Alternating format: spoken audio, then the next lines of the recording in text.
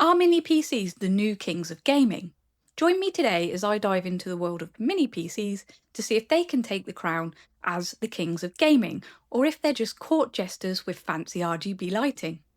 The world of tech and gaming is ever evolving, and one of the most exciting trends that's happening at the moment is the rise of mini PCs. These tiny little powerhouses are packed into slender little cases that can slip onto any desk, into any backpack, or even under your TV. For gamers who value space and portability, mini PCs are becoming an increasingly attractive option. But can they actually keep up with a full-size tower? Let's find out. Now, one of the biggest concerns that us gamers will raise is, are mini PCs even powerful enough to handle today's modern games? And with such limited space, what about upgradeability? Can you swap out an old GPU when the next generation drops? There's also the question around cooling. Doesn't that tiny little case restrict and overheat and throttle your performance? And then of course there's the question of longevity. If a GPU dies in a nook, can you even replace it without replacing the whole machine? And in all honesty, these are really valid concerns. But let's take a look at what mini PCs can bring to the table. One is that they're incredibly portable. The gaming table isn't just restricted to your desk anymore. It could be the couch or even the kitchen counter. So you need to go and visit your friend, take your rig with you, or you need to take your rig to your mum's or even a LAN party, toss it in your backpack. Most of them only weigh about 3 kilos. And then there's the space saving aspect of it.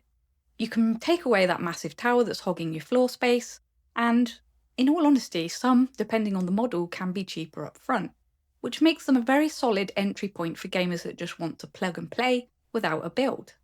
So let's now talk real hardware. I've pulled together two of my favourites.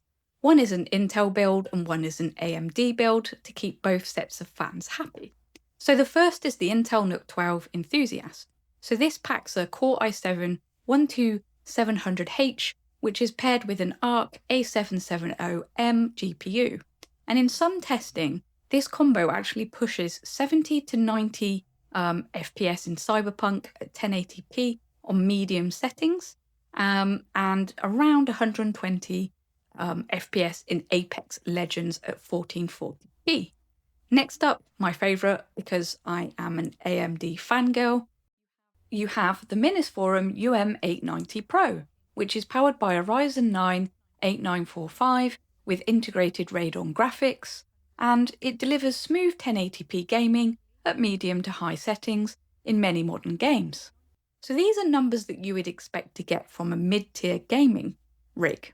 And the crazy part is that these systems often sit just 200 to 250 watts under load. That's compared to 600 to 800 watts on a big ATX gaming build. So for that, you're getting less heat, less noise, and less power draw on your bill. So that all sounds quite encouraging, right? But I do have to be real. There are some limitations when it comes to mini PCs. Probably one of the biggest ones is upgradeability. So RAM and M.2 NVMe are probably one of the only two things that you can upgrade. You are restricted to about 64 gigabytes of DDR5 in some of the models, and you can throw in a little bit of M.2. Another is GPUs. They are almost always soldered to the mobile chip, so you can't swap out for an RTX 4080 further down the line. Some models do actually support external GPUs over Thunderbolt 4, but obviously with that you can expect to take a 10 to 20% performance hit compared to the same card in a desktop PCIe slot. So if you are a gamer that's on the bleeding edge, chasing high FPS on every new release, maybe a mini PC isn't your rig. Okay, so let's now explore some of the other trade-offs to keep in mind.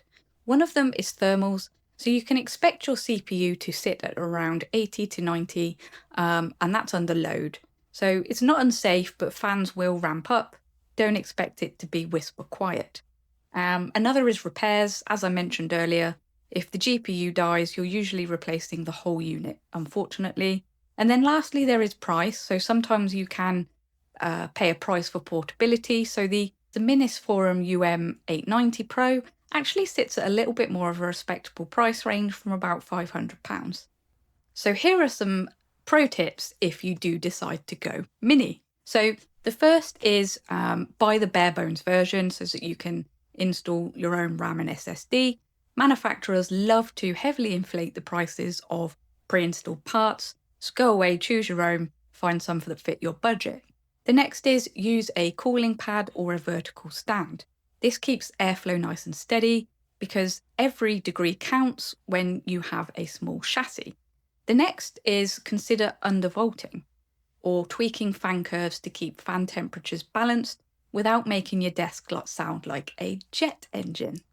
So to conclude, are mini PCs the future of gaming?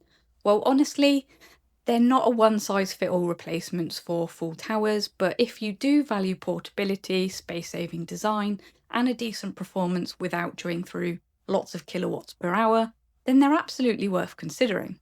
So now we're at the part where I want to hear from you. Would you trade in your ATX tower for a mini PC? Or do you think these tiny rigs are a little bit too niche? Drop your thoughts in the comments. I love to hear from all of you. And if you enjoyed this breakdown, please don't forget to hit that like and subscribe button so that I can keep giving you hardware deep dives. And next, check out the video on screen. I've handpicked it especially for you. Take care, guys.